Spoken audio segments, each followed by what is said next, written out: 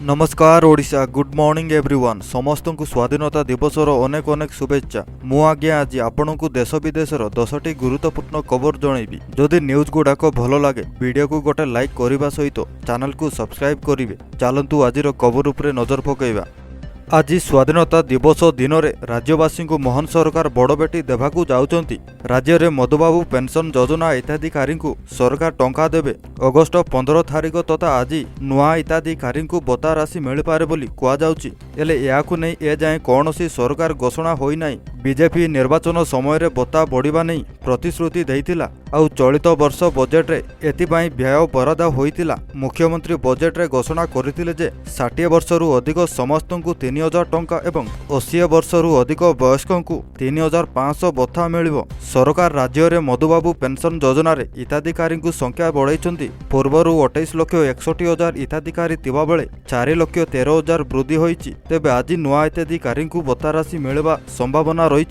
चाषी खुशी खबर नुआखाई अवसर में चाषी को मिलिबो सीएम किसान योजना टंका। एने प्रस्तुति चूड़ांत शेष पर्यायर पहुंची। चलित वर्ष बजेट रे मोहन सरकार सीएम किसान योजना विषय रे घोषणा करथिले। तेबे सेप्टेम्बर 8 रे पड़ुवा नुआखाई पर्व अवसर में चाषी को सीएम किसान टंका देवाकू नुआ सरकार योजना करुवा जना पड़ी। एथिपाई प्रस्तुति चूड़ांत पर्यायर पहुंची एवं मंजूरी पाई मुख्यमंत्री को निकट को फाइल पठाजिबो बोली सूचना मिली। मुख्यमंत्री फाइल रे दस्तखत करबा पर चाषी खाता को जीव सीएम किसान टंका। नुआखाई पश्चिम ओडिशार गणपर्व होइतिबारु एही अवसर में चाषी खाता को टंका पठाइबाकू लक्ष्य रखिछंती मोहन सरकार।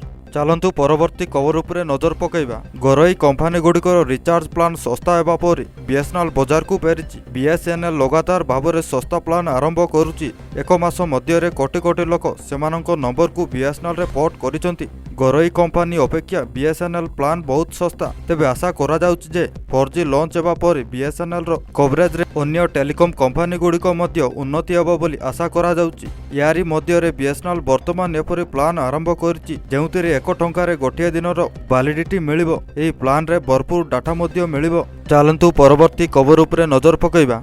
रोगी को डाक्तरक दुष्कर्म अभियोग। कटक एसीबी रे 2 जण रोगी को दुष्कर्म करितिबा अभियोग हाणिचंती। ईसीजी करिबा बहाना रे कार्डियोलॉजी विभाग रे जणे डाक्तर दुष्कर्म करितिबा अभियोग हाणिचंती रोगीक संपर्कीय। एनै डाक्तरक नाँ रे मंगलबाग थाना रे लिखित अभियोग होईछि।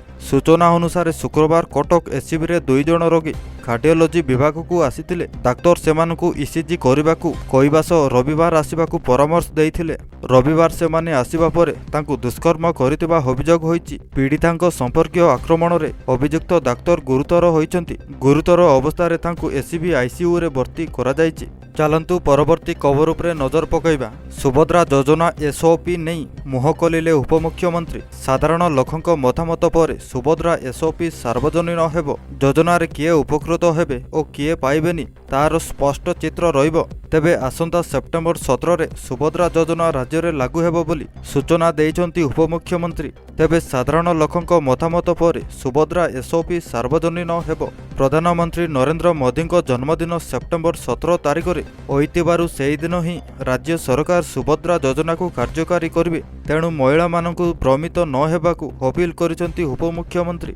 चलतु परवर्ती खबर उपरे नजर पकईवा। इंडियन बर्गर रिपोर्ट को नहीं सरकार और सेबी को घेरितिबा विरोधी दल नेता राहुल गांधी शेयर बजार बेस भल लाभ करिसंती। विरोधी दल नेतांको बयान शेयर बजार को प्रभावित करुछि बोली बीजेपी कहउतिबा बेले एही समय रे सामना को आछि शेयर बजार रे राहुलंको रोजगार परिमाण। गत 5 मास मध्य रे राहुल शेयर बजार 44,50,000 टंका आय करिसंती। सूचना मुताबिक 15 मार्च 2024 स्टॉक मार्केट रे राहुलंको संपत्ति 4,33,00,000 टंका थिला। अगस्ट 12 अर्थात सोमवार सुधा राहुलंको संपत्ति 4,80,00,000 टंका को वृद्धि पाइछि। राहुल गांधी लोकसभा रे दाखल करितिबा संपत्ति तालिका रे से अर्थ विनियोग देइथिले। चलतु परवर्ती खबर उपरे नजर पकईवा।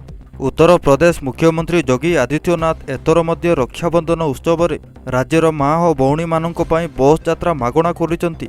अगस्ट 18 तारिख मध्यराति 12 ठारू 19 तारिख मध्यराति 12टा पर्यंत ମହିଳାମାନେ ରୋଡୱେଜ ବସ୍ରେ ମାଗଣା ଯାତ୍ରା କରିପାରିବେ। ମୁଖ୍ୟମନ୍ତ୍ରୀ ହେବା ପରଠାରୁ ଯୋଗୀ ଆଦିତ୍ୟନାଥ ପ୍ରତ୍ୟେକ ବର୍ଷ ରକ୍ଷାବନ୍ଧନ ଉତ୍ସବ ଅବସରରେ ମହିଳାମାନଙ୍କୁ ମାଗଣା ବସ୍ ଯାତ୍ରା ଭେଟି ପ୍ରଦାନ କରି ଆସୁଛନ୍ତି। ମାଗଣା ବସ୍ ସେବା 24 ଘଣ୍ଟା ପାଇଁ ଜାରି ରହିବ।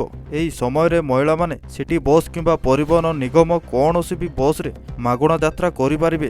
ଯେପରି ରକ୍ଷାବନ୍ଧନରେ କେହି ବି ଭଉଣୀ ତାଙ୍କ ଭାଇଙ୍କ ହାତରେ ରାକ୍ଷୀ ବାନ୍ଧିବାରୁ ବଞ୍ଚିତ ନ ହୁଅନ୍ତି, ସେଥିପାଇଁ ମୁଖ୍ୟମନ୍ତ୍ରୀ ଏଭଳି ଏକ ପଦକ୍ଷେପ ନେଇଛନ୍ତି।